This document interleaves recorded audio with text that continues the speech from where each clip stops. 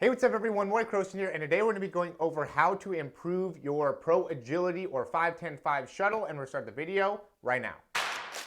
This is the newest edition of the Performance Lab. Reach your individual goals. You don't want to just talk about straight line speed. We also want to talk about your ability to be quick. We break down your video. Let's make you into the quarterback I know you can become. All right, so this video I actually made probably about 5 or 6 years ago. I really liked the information that was on it. There's a couple people that were actually helping me in filming it. And I realized, I was going through my videos, and I realized that I actually never posted it. I was doing it as part of a program at the time. I don't know how many people here. If you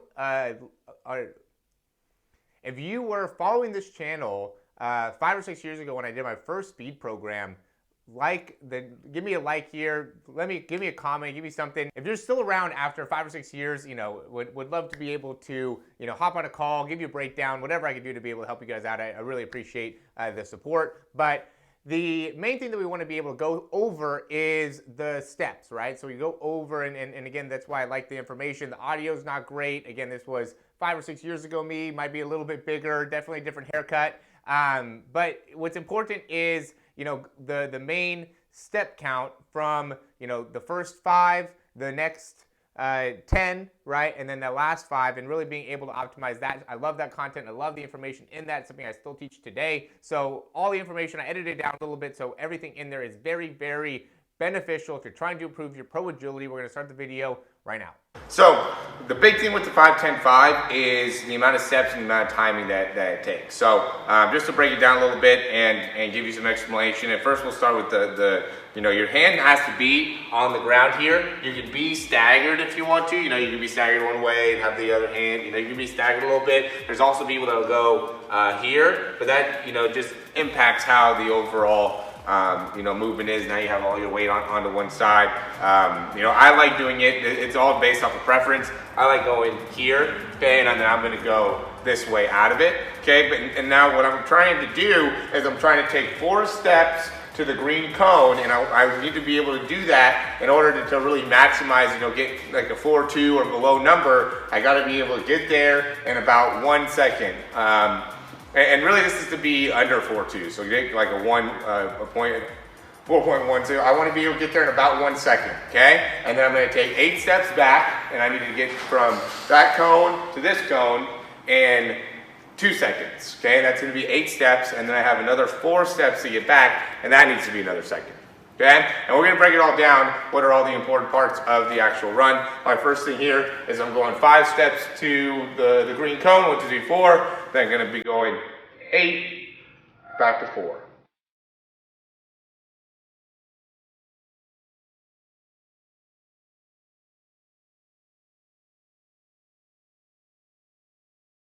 All right, so now you saw me actually do the 5-10-5, and you kind of see how the steps work. Now I want to break down how to maximize the steps and where you want to be really working on certain parts. What are we kind of thinking about and working on as you're training for this? So as you're getting out and you're first accelerating, the big thing is that I'm taking a crossover step here, right? I'm not here taking a step here, right? So it's crossover step across. Okay, and then my overall mentality as I'm going through this is I'm about 80%, and I'm keeping my chest pretty square towards this way, right? I don't want to be turning too much towards the cone. I almost want to make it so it's like a hop, control, touch, and out, right? So it's almost more of a hop that you're doing with this, not really a, trying to sprint. I'm not really sprinting. I'm more jogging, trying to keep my shoulders facing forward so that I can just touch and go. Now when I touch, what's crucial here is I'm here and I'm touching, okay, and you can really touch it both ways. I'm going to touch here, but when I touch here, I want to be thinking big time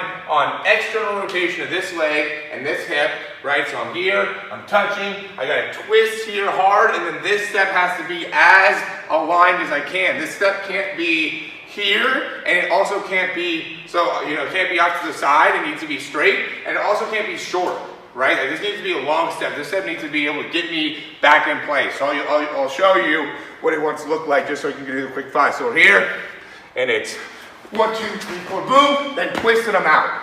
Okay? That's what that wants to feel like, it wants to look like, because then I only have 8 steps to get back. So I have to get from there, and maintaining my spine angle, I got to be able to get as quickly across as I can while keeping my spine in good position. Now I am running 100%, but I'm running really 100% to about here, and then I have to take 4 quick steps to slow down. Okay, so I'll go over that too. Part of the 5-10-5 where we're just getting to the first 5. Now we want to go over the next 8. The big thing with the next 8 is making sure that within the area from that green cone till probably about 70% through, we're going 100%. Right, so till here, probably about 7 yards, right, 10 yards. And then the last here, this is when we get quick. So we want to take about 3 steps here, okay, 1, 2, 3, and then you have 4 steps to get back to the cone, and it's the same type of thing, fast acceleration.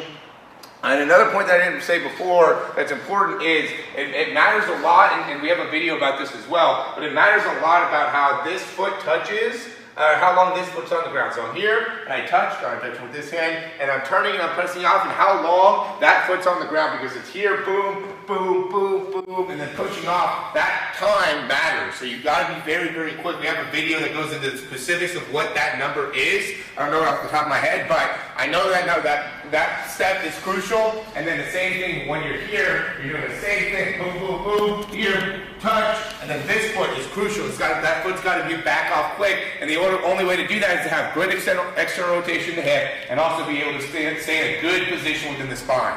Okay, so we're going to go here through. I'm going to just show you the 1, 2, 3 here, big, fast, and then 1, 2, 3, 4, boom, touch, to make it so you can see how that should work. All right, so it's just going to be basically a 5, 10, and then maybe a 1, so that you can see how we want to get in and out of this. Okay, so I'm back down here.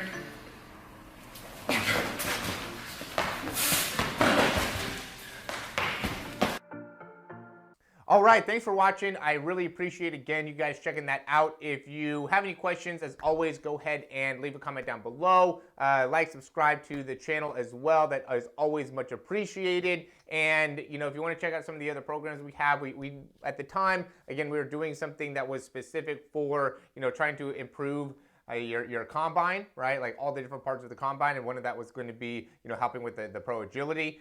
We don't have that as a program offer anymore, but we do have things to help you with your 40, your overall speed, and we add in, some of those types of quick agility, acceleration type exercises to be able to help you out with, improving some of those shorter distance type of races, or, just work on agility, acceleration, instead of just primarily working on speed for some of the workouts. So, yeah, with that being said, thanks for watching. Like, subscribe. We'll talk to you soon.